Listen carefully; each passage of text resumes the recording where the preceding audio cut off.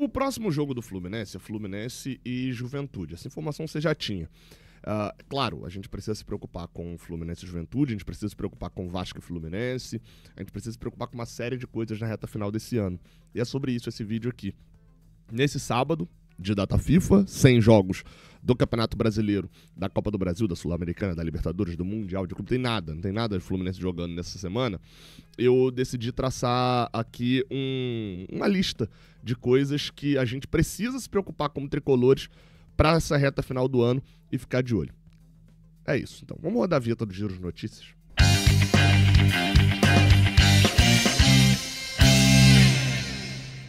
Não esquece de deixar um like aqui embaixo e de se inscrever aqui no canal, tá? Dá aquela moral aqui embaixo também, se você tiver aí já ativado esse hypar, verifica aí se aparece pra você, aparece. Aperta aqui também na barrinha aqui do YouTube. Vamos lá, cara. Esse vídeo consiste nessa explicação mesmo. São algumas coisas que eu fui listando e pensando, cara, faltam um pouquinho menos de 3 meses pra acabar o ano. O que o torcedor do Fluminense precisa ficar vidrado nas notícias e ter total noção acerca de qualquer notícia que sair. E algumas são dentro de campo, outras são fora de campo, tá? Então vem comigo aqui pra gente ir explicando e conversando sobre cada uma delas. A primeira delas, a gente fala de coisas de dentro de campo. O Fluminense precisa garantir uma classificação para a Libertadores. Isso é crucial, isso é importante, isso é indispensável. E por que eu tô falando isso aqui? Claro que pela obviedade da situação, o Fluminense, por exemplo, se for para Sul-Americana ou se for para Libertadores, todos os dois, o Fluminense não vai ser rebaixado no Campeonato Brasileiro. Isso a gente já sabe, porque pela pontuação o Fluminense teria que fazer um esforço tremendo, assim, absurdo, nunca antes visto, para ser rebaixado. Então eu não vou nem considerar aqui ficar na Série A, beleza? Que seria para mim o primeiro objetivo de qualquer ano que o Fluminense entrasse, era ficar na Série A. Gabriel, mas nosso time é muito bom. Não, seria. A gente não pode ser rebaixado de maneira nenhuma. Mas o ponto que eu ia chegar aqui era o seguinte: classificar para Libertadores, eu acho que a galera às vezes não entende a diferença da Sul-Americana para Libertadores. Eu acho que esse ano abriu um pouco os olhos do torcedor que é mais fã da Sul-Americana para essa situação. Vamos lá, tá? Deixa eu te explicar aqui. A diferença é gritante.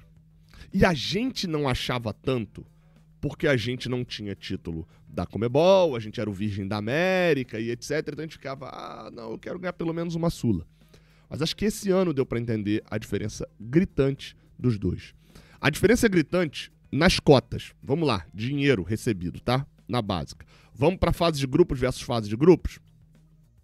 Vamos na campanha que a gente fez nos dois, tá?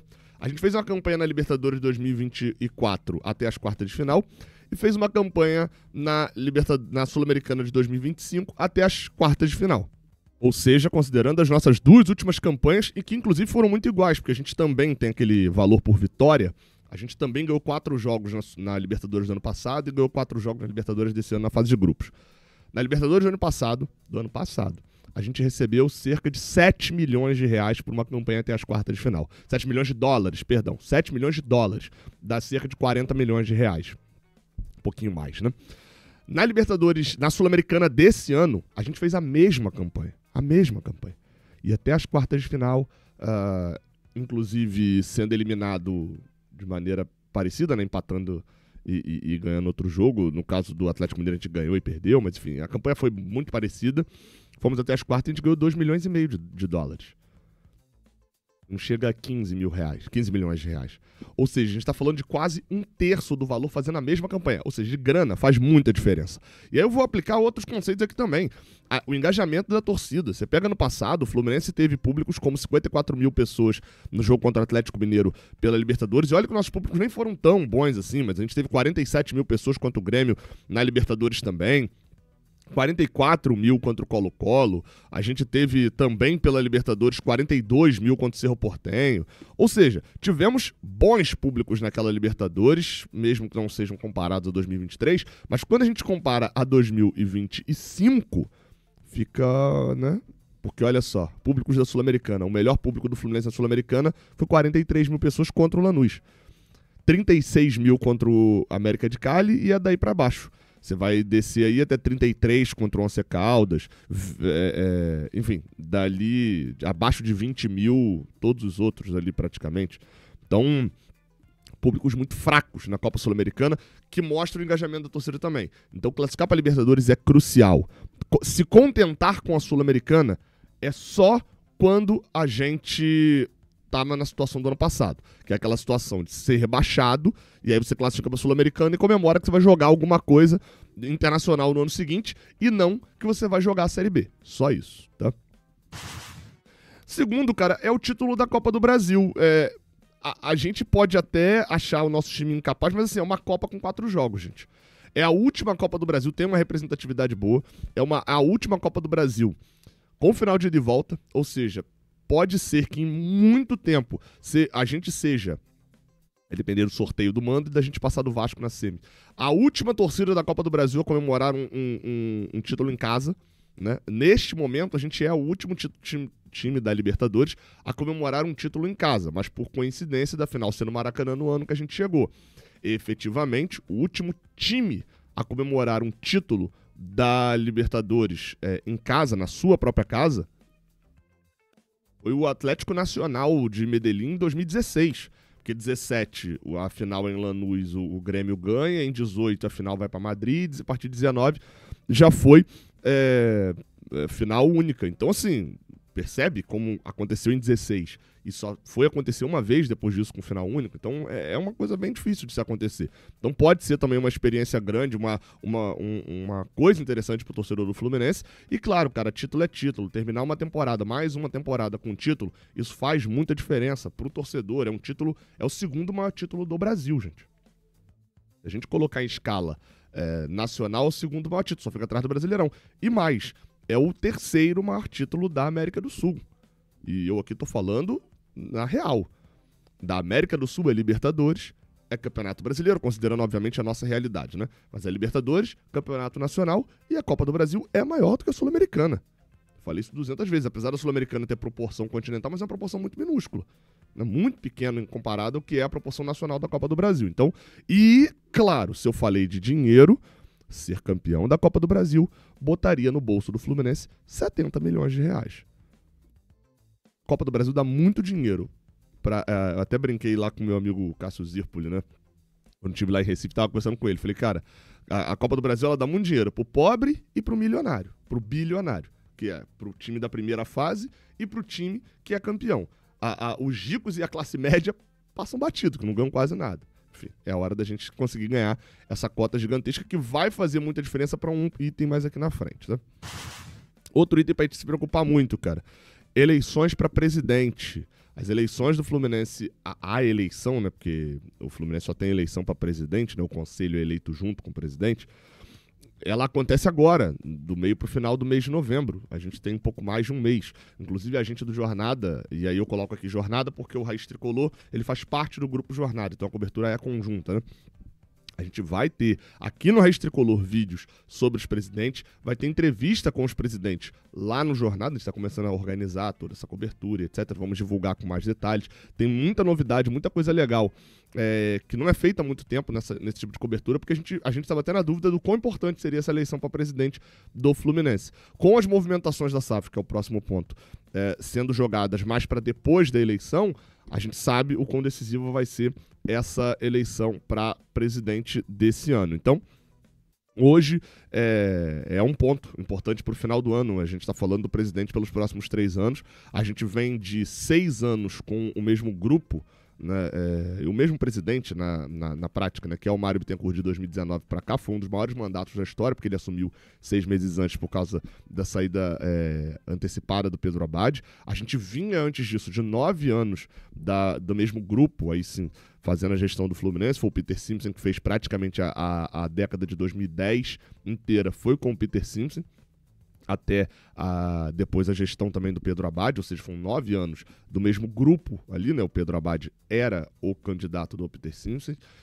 Então, assim, a gente vem de grandes períodos. E nesse ano, o que está se prometendo é uma eleição com 5 candidatos, 5 pré-candidatos, pelo menos, já colocando seu nome, defendendo suas bandeiras, etc. E não caminha muito, a princípio, pelo menos, para uma união geral e ter 2, por exemplo, como foi a última eleição. A gente teve 3, né, na última eleição.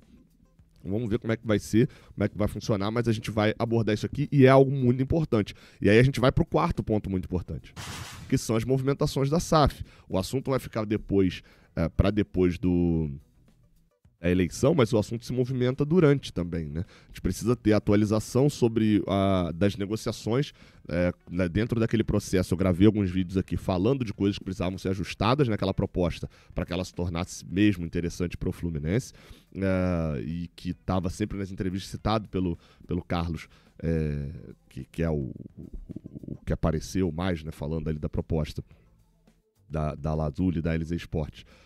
Ele sempre falava, não, vamos ajustar com o clube, vamos conversar, isso vai ter que ser conversado, mais detalhes, etc. Então a gente tem que saber a atualização dessas conversas também, das mudanças na proposta, saber o quanto esse processo de SAF vai ser decisivo, essa proposta mais especificamente na eleição do Fluminense, de, por exemplo, eu não acharia correto, mas de, por exemplo, aparecer o próprio Carlos lá falando, levantando e falando, Carlos de Barros, né, falando, olha, meu candidato é o Matheus Montenegro, que está junto com o Mário, e que, se não for ele, eu retiro minha proposta. Não acharia isso correto, nem acho que isso vai acontecer, mas dando um exemplo da situação. É muita coisa que a gente tem que ficar de olho, porque pode ser utilizado num processo eleitoral que está sendo bem menos favas contadas do que talvez muitos esperassem que fosse. Vamos ver como é que vai ser. Cara, o quinto diz respeito a isso também. Também a eleições, mas também a mudanças. Por quê? É a renovação de elenco.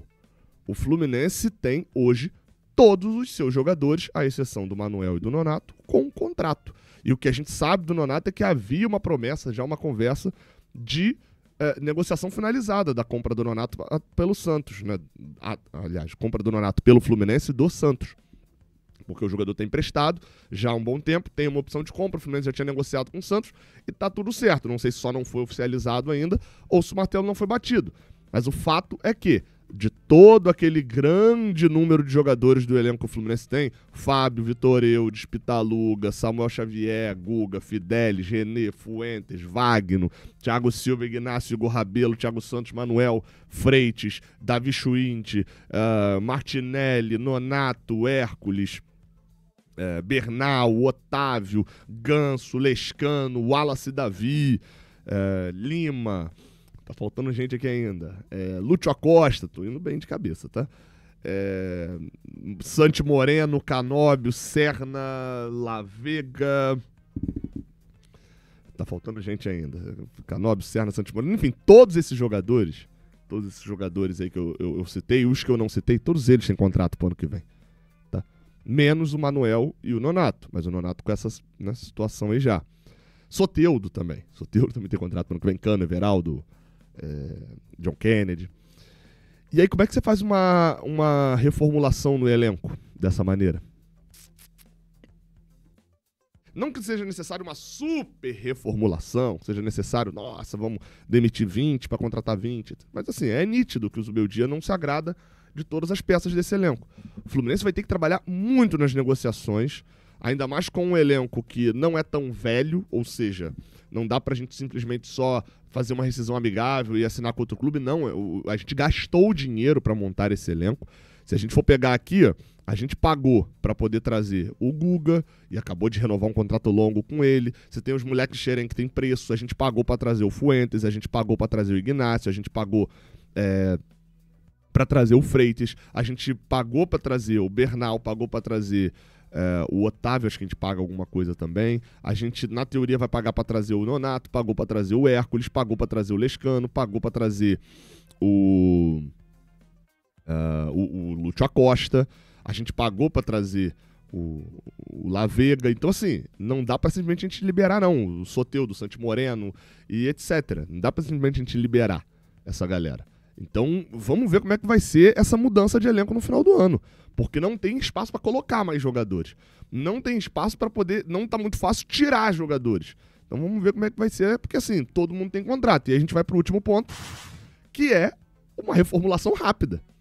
O Brasileirão acaba, depois acaba a Copa do Brasil. O Brasileirão tá marcado para acabar no dia 7 de dezembro. No dia 13 de dezembro é o último jogo, ou 13 ou 12, né? Porque pode ser no sábado, mas assim, hoje, no dia 13 de dezembro, é o último jogo marcado do Fluminense na temporada. Se a temporada acabasse normal, o Fluminense fosse eliminado pro Vasco, uma tragédia, o Fluminense teria uma eliminação no dia 13 de dezembro e teria um mês para estar em campo de novo. Pelo Campeonato Carioca, e no finalzinho desse mês teria cerca de 40 dias. Se for eliminado pelo Vasco, ninguém quer. No finalzinho desse mês, 40 dias depois, o Fluminense sem ter tido férias no início do ano, no meio do ano, diferente dos outros times. Alô, Renato Gaúcho. Mas o Fluminense não deu férias no meio do ano igual os outros times deram. O Fluminense daqui a 40 dias já teria que estar em campo pelo Brasileirão. Se for para a final da Copa do Brasil, então é 30 dias. Então, essa reformulação, essas mudanças, essa renovação, tudo isso que for preciso ser feito, vai ser preciso fazer de maneira muito rápida. E a gente volta para o ponto da eleição, com uma gestão nova. Ou não, de qualquer maneira, é um presidente novo. Porque a gente, pelo menos, eu quero esperar que o Matheus Montenegro não seja o Mário Bittencourt careca, né? Alguma coisa assim. Não seja mais uma gestão. E não porque seja um problema, o Mário não, mas é porque a gente está elegendo um presidente, a gente está elegendo um teste de ferro ali, alguma coisa, alguma manobra para o Mário ter mais um mandato. Não é, a gente tem que seguir o processo certinho. Então, assim, vai ser uma gestão nova de qualquer maneira. Não é a gestão Mário mais. Entende a complexidade dessa reta final do ano? Diz aqui o que faltou falar, tá? Reta final do ano tá aí. A gente precisa se classificar para Libertadores pelo Brasileirão, a gente precisa ser campeão da Copa do Brasil, a gente precisa ter muita atenção no processo de eleição do presidente e nas movimentações da SAF que vão acontecer ainda nesse trimestre. A gente precisa fazer mudanças no elenco, num elenco que todo mundo tem contrato para o ano que vem, e essas mudanças ainda precisam ser muito rápidas, com uma gestão nova que assumir, porque o Brasileirão ano que vem começa em janeiro. Olha a quantidade de mudanças, né? Tamo junto, muita coisa para se preocupar. Até a próxima. Valeu.